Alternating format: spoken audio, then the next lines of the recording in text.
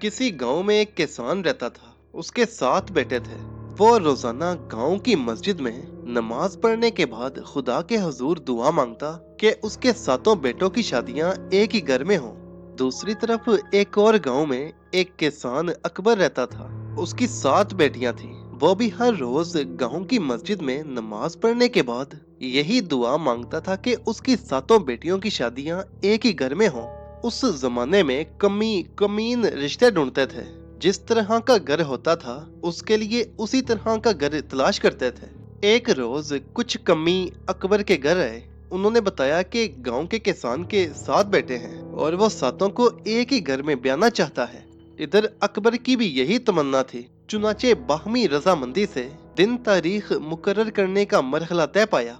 जब जंज बारात रवाना होने लगी तो फैसला हुआ कि बड़ा भाई, जिसका नाम दम था, घर ही रहे, क्योंकि घर को खाली छोड़ना किसी तौर पर मुनासिब नहीं था।